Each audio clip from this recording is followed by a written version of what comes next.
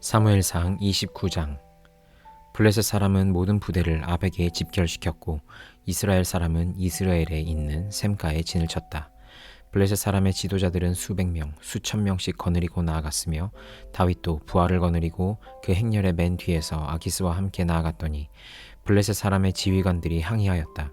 이 히브리 사람들이 무엇 때문에 여기에 와 있습니까? 아기스가 블레셋 사람의 지휘관들에게 말하였다. 귀관들도 알다시피 이 사람은 이스라엘 왕 사울의 종이었던 다윗이요. 그가 나와 함께 지낸 지가 이미 한두 해가 지났지만 그가 망명하여 온 날부터 오늘까지 나는 그에게서 아무런 허물도 찾지 못하였소. 그러나 블레셋 족속의 지휘관들은 다윗에게 분노를 터뜨렸다. 블레셋 족속의 지휘관들이 아기스에게 강요하였다. 저 사람을 돌려보내십시오. 임금님께서 그에게 지정하여 준 그곳으로 그를 돌려보내시고 우리와 함께 싸움터에 나가지 않도록 하여 주십시오. 싸움터에 나가서 그가 우리의 대적으로 돌변할지도 모르는 일입니다. 그가 무엇을 가지고 자기의 주인과 화해할 수 있겠습니까? 우리 군인들의 머리를 잘라다 바쳐서 하지 않겠습니까? 그가 바로 이스라엘 백성이 춤을 추면서 사울은 수천 명을 죽이고 다윗은 수만 명을 죽였다 하고 추켜 세우던 그 다윗이 아닙니까? 마침내 아기스가 다윗을 불러 말하였다. 주님께서 확실히 살아계심을 걸고 맹세하지만 장군은 정직하였소. 나에게로 온 날부터 오늘까지 나는 장군에게서 아무런 허물도 찾지 못하였기 때문에 장군이 나와 함께 이 부대에 들어와서 출전하는 것을 좋게 생각하였어. 그런데 저 지휘관들은 장군을 못마땅해 하오. 그러니 이제 장군은 블레셋 사람의 지도자들의 눈에 거슬리는 일을 더 이상 하지 말고 평안히 돌아가기를 바라오. 이번에는 다윗이 아기스에게 항의하였다. 내가 잘못한 일이 무엇입니까? 임금님을 섬기기 시작한 날부터 오늘에 이르기까지 임금님께서 말씀하신 대로 종에게서 아무런 허물이 드러나지 않았다면 왜 이 종이 이제 나의 상전이신 임금님의 원수들과 싸우러 나갈 수가 없습니까? 아기스가 다윗에게 대답하였다. 장군이 정직하다는 것을 나는 잘 아오. 나는 장군을 하나님의 천사처럼 여기오. 그런데 블레셋 사람의 지휘관들이 장군과 함께는 싸움터에 나가지 않겠다고 말하오. 그러니 이제 장군은 장군이 데리고 있는 옛 주인의 종들과 더불어 내일 아침 일찍 일어나시오. 내일 아침에 일찍 일어나서 해가 뜨는 대로 떠나도록 하시오. 그리하여 다윗은 다음 날 아침에 일찍 일어나 부하들과 함께 출발하여 블레셋 사람의 땅으로 돌아오고 블레셋 족속은 이스라엘로 올라갔다. 사무엘상 30장. 다윗이 부하들과 함께 사흘 만에 시글락으로 돌아왔을 때에는 아말렉 사람이 이미 남부 지역과 시글락을 습격하고 떠난 뒤였다. 그들은 시글락에 침입하여 성에 불을 지르고 여자를 비롯하여 그 성읍 안에 있는 모든 사람을 어린아이나 노인 할 것 없이 사로잡아 한 사람도 죽이지 않고 끌고 갔다. 다윗이 부하들을 거느리고 그 성읍으로 들어와 보니 성은 불타버렸고 아내들과 아이들이 모두 사로잡혀갔다. 다윗과 그의 부하들은 목 놓아 울었다. 모두들 더 이상 울 힘이 없어 지칠 때까지 울었다. 다윗의 두 아내인 이스라엘 여인 아히노암과 나발의 아내였던 갈멜 여인 아비가일도 사로잡혀갔다. 군인들이 저마다 아들, 딸들을 잃고 마음이 아파서 다윗을 돌로 치자고 말할 정도였으니 다윗은 큰 곤경에 빠졌다. 그러나 다윗은 자기가 믿는 주 하나님을 더욱 굳게 의지하였다. 다윗이 아히멜렉의 아들 제사장 아비아달에게 말하였다. 어서 나에게 에봇을 가져다 주시오. 아비아달이 에봇을 다윗에게 가져오니 다윗이 주님께 문의하였다. 제가 이 강도들을 추격하면 따라잡을 수 있겠습니까? 주님께서 그에게 대답하셨다. 내가 틀림없이 따라잡고 또 틀림없이 되찾을 것이니 추격하여라. 다윗은 데리고 있는 부하 600명을 거느리고 출동하였다. 그들이 브솔 시내에 이르렀을 때에 낙오자들이 생겨서 그 자리에 머물렀다. 그래서 브솔 시내를 건너가지 못할 만큼 지친 사람 200명은 그 자리에 남겨두고 다윗은 400명만을 거느리고 계속 추격하였다. 군인들이 들녘에서 한 이집트 사람을 발견하여 다윗에게로 데리고 왔다. 그들은 그에게 빵을 주어 먹게 하고 물도 주어 마시게 하였다. 그들은 또 그에게 무화과 뭉치 1개와 건포도 뭉치 2개를 주었다. 그는 밤낮 사흘 동안 빵도 먹지 못하고 물도 마시지 못하였으므로 이렇게 먹고서야 제정신을 차렸다. 다윗이 그에게 물어보았다. 너의 주인은 누구이며 내가 사는 곳은 어디냐? 그가 대답하였다. 저는 이집트 소년으로서 아말렉 사람의 노예로 있었습니다. 사흘 전에 제가 병이 들자 저의 주인이 저를 버리고 갔습니다. 우리가 습격한 지역은 그렛 사람의 남부 지역과 유다 지역과 갈렙 사람의 남부 지역이며 시글락도 우리가 불질렀습니다. 다윗이 그에게 또 물었다. 내가 나를 그 습격자들이 있는 곳으로 데려다 주겠느냐? 그가 대답하였다. 저를 죽이지 아니하시고 저를 주인의 손에 넘기지도 아니하시겠다고 하나님의 이름으로 저에게 맹세하시면 그 습격자들이 있는 곳으로 모시고 가겠습니다. 그는 다윗을 인도하여 내려갔다. 그 습격자들은 블레셋 족속의 땅과 유다 땅에서 약탈하여 온 그 많은 전리품을 가지고 사방으로 흩어져서 먹고 마시며 큰 잔치를 벌이고 있었다. 다윗이 새벽부터 그 이튿날 저녁 때까지 그들을 치니 그들 가운데서 낙타를 탄 젊은이 400명이 도망친 것 말고는 한 사람도 살아남지 못하였다. 이리하여 다윗은 아말렉 사람에게 약탈당하였던 모든 것을 되찾았다. 두 아내도 되찾았다. 다윗의 부하들도 잃어버린 것을 모두 찾았다. 다윗은 어린아이로부터 나이 많은 노인에 이르기까지 아들과 딸 그리고 전리품에서부터 아말렉 사람이 약탈하여 간 모든 것에 이르기까지 그 모든 것을 되찾았다. 다윗은 또 양떼와 소떼도 모두 되찾았다. 부하들은 가축을 몰고 다윗보다 앞서서 가면서 다윗의 전리품이다 하고 외쳤다. 다윗이 부솔 게올 가까이에 이르니 전에 다윗을 따라갈 수 없을 만큼 지쳐서 그곳에 남아있던 나고자 200명이 와서 다윗을 환영하고 다윗과 함께 오는 군인들도 환영하였다. 다윗도 그 군인들에게 가까이 나아가 따뜻하게 문안하였다. 그러나 다윗과 함께 출전하였던 군인들 가운데서 악하고 야비한 사람들은 거기에 남아있던 이들이 못마땅하여 자기들과 함께 출전하지 않았던 군인들에게는 되찾은 물건을 하나도 돌려주지 말고 다만 각자의 아내와 자식들만 데리고 가게 하자고 우겼다. 그러나 다윗은 그들을 달랬다. 동지들, 주님께서 우리를 지켜주시고 우리에게 쳐들어온 습격자들을 우리의 손에 넘겨주셨소. 주님께서 우리에게 선물로 주신 것을 가지고 우리가 그렇게 처리해서는 안 돼요. 또 동지들이 제안한 이 말을 들을 사람은 아무도 없소. 전쟁에 나갔던 사람의 몫이나 남아서 물건을 지킨 사람의 몫이나 똑같아야 하오. 모두 똑같은 몫으로 나누어야 하오.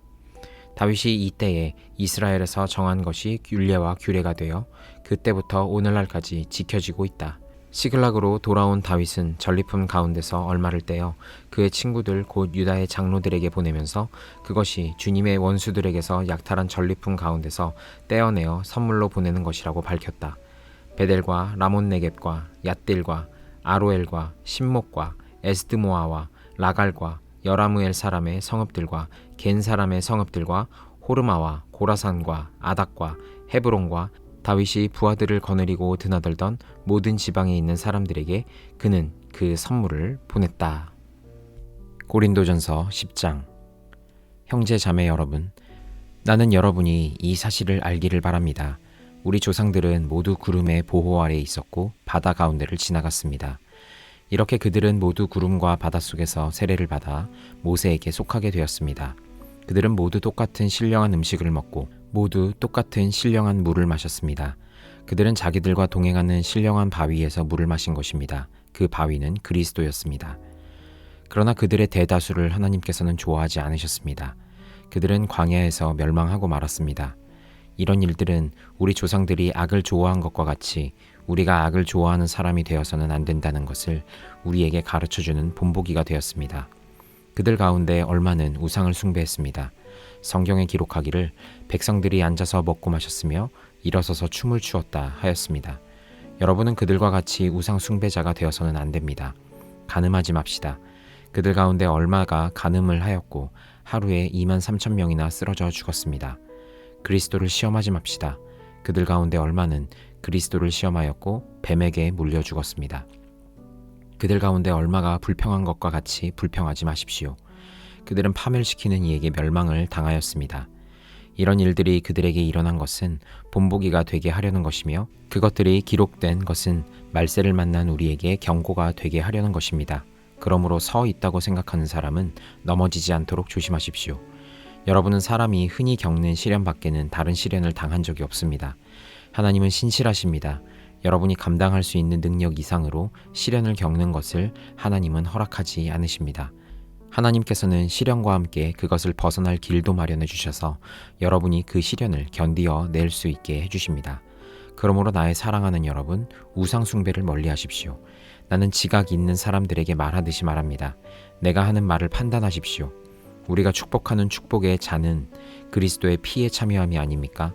우리가 떼는 빵은 그리스도의 몸에 참여함이 아닙니까? 빵이 하나이므로 우리가 여럿일지라도 한 몸입니다. 그것은 우리가 모두 그 한 덩이 빵을 함께 나누어 먹기 때문입니다. 육신상의 이스라엘 백성을 보십시오. 제물을 먹는 사람들은 그 제단에 참여하는 사람이 아닙니까? 그러니 내가 무엇을 말하려는 것입니까? 우상은 무엇이고 우상에게 바친 제물은 무엇입니까? 아무것도 아닙니다. 이방 사람들이 바치는 제물은 귀신에게 바치는 것이지 하나님께 바치는 것이 아닙니다. 여러분이 귀신과 친교를 가지는 사람이 되는 것을 나는 바라지 않습니다. 여러분은 주님의 잔을 마시고 아울러 귀신들의 잔을 마실 수는 없습니다. 여러분은 주님의 식탁에 참여하고 아울러 귀신들의 식탁에 참여할 수는 없습니다. 우리가 주님을 질투하시게 하려는 것입니까? 우리가 주님보다 더 힘이 세다는 말입니까?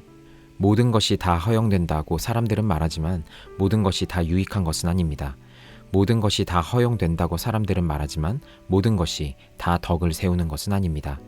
아무도 자기의 유익을 추구하지 말고 남의 유익을 추구하십시오. 시장에서 파는 것은 양심을 위한다고 하여 그 출처를 묻지 말고 무엇이든지 다 먹으십시오.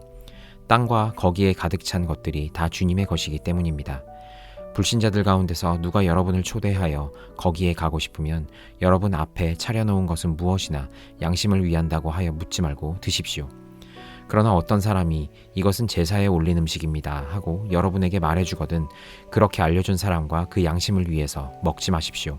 내가 여기에서 양심이라고 말하는 것은 내 양심이 아니라 다른 사람의 양심입니다. 어찌하여 내 자유가 남의 양심의 비판을 받아야 하겠습니까? 내가 감사하는 마음으로 참여하면 내가 감사하는 그 음식 때문에 비방을 받을 까닭이 어디에 있습니까?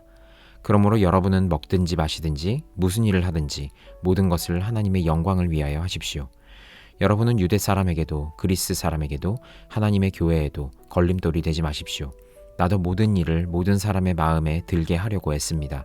그것은 내가 내 이로움을 구하지 않고 많은 사람의 이로움을 추구하여 그들이 구원을 받게 하려는 것입니다. 에스겔 8장 제6년 6째 달 5일에 나는 집에 앉아 있고 유다 장로들은 내 앞에 앉아 있을 때에 주 하나님의 능력이 거기에서 나를 사로잡으셨다. 내가 바라보니 사람의 형상이 보였는데 허리 밑으로는 모양이 불처럼 보이고 허리 위로는 환하게 빛나는 금붙이의 광채처럼 보였다. 그때 그 형상이 손처럼 생긴 것을 뻗쳐서 내 머리채를 잡았다. 하나님이 보이신 환상 속에서 주님의 영이 나를 들어서 하늘과 땅 사이로 올리셔서 나를 예루살렘으로 데려다가 안뜰로 들어가는 북쪽 문 어귀에 내려놓으셨다. 그곳은 질투를 자극시키는 질투의 우상이 자리 잡고 있는 곳이다. 이스라엘 하나님의 영광이 거기에 있는데 내가 전에 들에서 본 환상과 같았다. 그때 하나님께서 나에게 말씀하셨다. 사람아, 너는 어서 눈을 들어 북쪽을 바라보아라. 내가 눈을 들어 북쪽을 바라보니 문의 북쪽에 제단이 있고 문 어귀에 바로 그 질투의 우상이 있었다. 그가 또 나에게 말씀하셨다. 사람아, 이스라엘 족속이 무슨 일을 하고 있는지 보이느냐? 그들은 여기서 가장 역겨운 일을 하여 나의 성소에서 나를 멀리 떠나가게 하고 있다.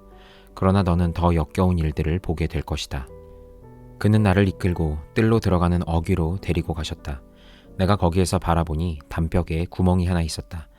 그가 나에게 말씀하셨다. 사람아, 어서 그 담벽을 헐어라. 내가 그 담벽을 헐었더니 거기에 문이 하나 있었다. 그가 나에게 말씀하셨다. 너는 들어가서 그들이 거기서 하고 있는 그 흉악하고 역겨운 일들을 보아라. 내가 들어가서 보니 놀랍게도 온갖 벌레와 불결한 짐승들과 이스라엘 족속의 모든 우상이 담벽 사면으로 돌아가며 그려져 있었다.